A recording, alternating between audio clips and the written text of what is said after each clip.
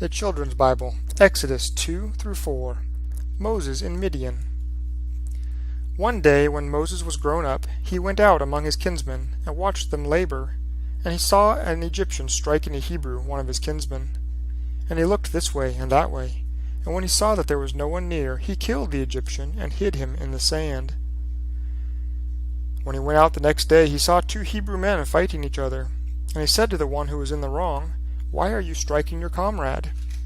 The man replied, "Who made you a prince and judge over us? Do you intend to kill me as you killed the Egyptian?" And Moses was afraid, and said to himself, "What I have done must be known." When Pharaoh heard of this, he tried to kill Moses, but Moses escaped from Pharaoh, and went to live in the land of Midian. There one day he sat down beside a well. Now the priest of Midian had 7 daughters, and they came and drew water from the well, and filled the troughs to water their father's flock. Shepherds came and tried to drive them away, but Moses stood up and helped them, and watered their flock. When they came home to their father, he said, "How is it that you have come back so early today?" And they answered, "An Egyptian protected us from the shepherds, and also drew enough water for us and watered the flock." "Where is he?" their father asked. "Why have you left the man behind? Call him to eat with us." Moses was happy to live with this man, and the man gave Moses his daughter Zipporah to be his wife. Zipporah bore Moses a son, and she called him Gershom, which means a stranger there, for he said, "I have been a stranger in a strange land." And in due course it came to pass that the king of Egypt died, but the children of Israel were still oppressed and in slavery. And in their suffering they cried out, and their cry carried up to God. He heard their groaning, and remembered his promise to Abraham, to Isaac, and to Jacob. And the Lord looked down upon the children of Israel, and had pity on them. At this time Moses was keeping the flock of his father-in-law, the priest of Midian.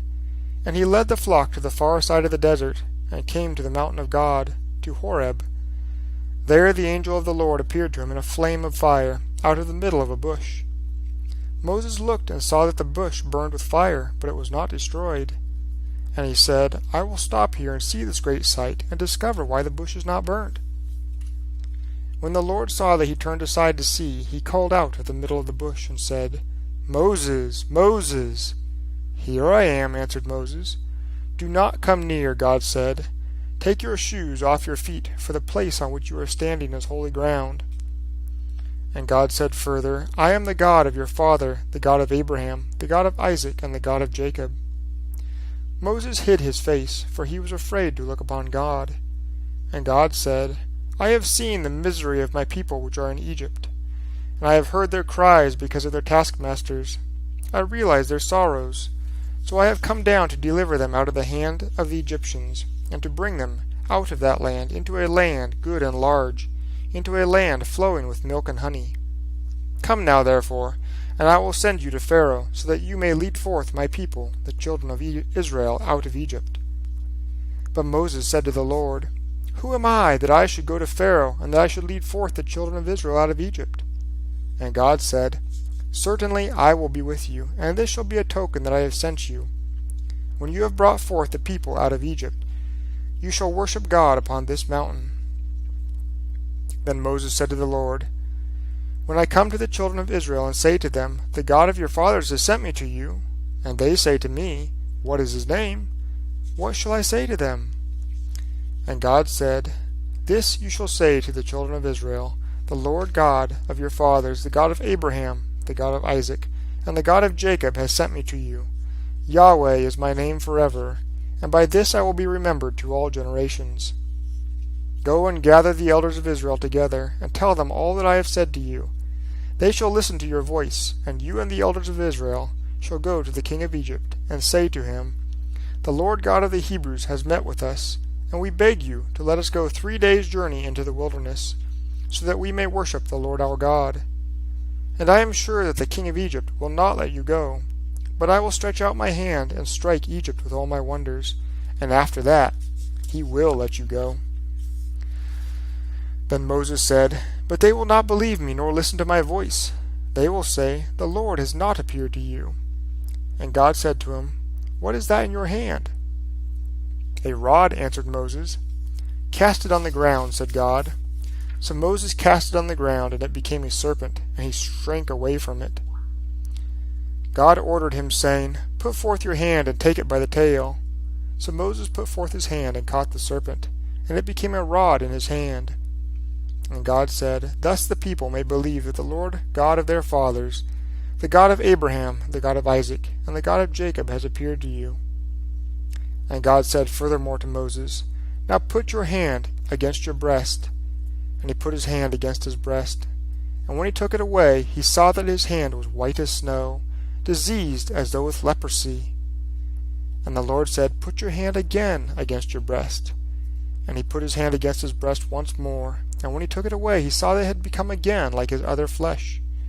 And God said, "It shall come to pass, if they will not believe you, nor listen to you because of the first sign, that they will believe the second sign. But if they will not believe either of these two signs, nor listen to your voice, you shall take water from the river and pour it on the dry land, and the water which you take out of the river shall become blood upon the dry land." But still Moses said to the Lord, "O my Lord, I am not a good speaker. I was not before, and I am not since you have spoken to me, your servant. I am slow of speech and have a slow tongue." Then the Lord said to him, "Who has made man's mouth? Who makes the dumb, the deaf, the seeing, or the blind?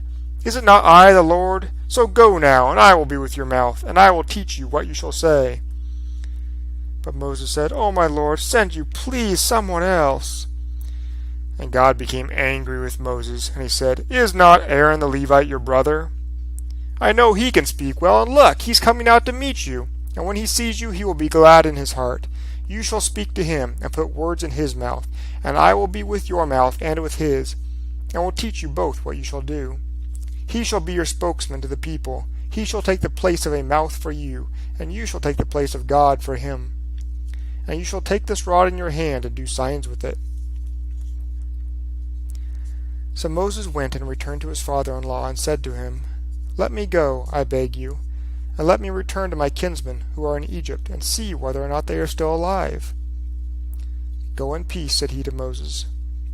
And God said to Moses in Midian, "Go, return to Egypt, for all the men are dead who sought your life."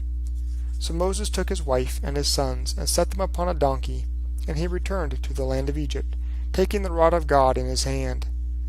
And the Lord said to Moses, "When you return there, see that you do before Pharaoh all the wonders which I have put in your hand. But I will harden his heart, so that he will not let the people go." And the Lord said to Aaron, "Go into the wilderness to meet Moses." So Aaron went and met Moses at the mountain of God, and kissed him. And Moses told Aaron all that the Lord had said to him, and all the signs that he had told him to do. And Moses and Aaron went and gathered together all the elders of the children of Israel. And Aaron spoke all the words which the Lord had spoken to Moses, and did all the signs for the people to see. And the people believed. And when they heard that the Lord had visited the children of Israel, and that he had seen their suffering, they bowed their heads and worshipped.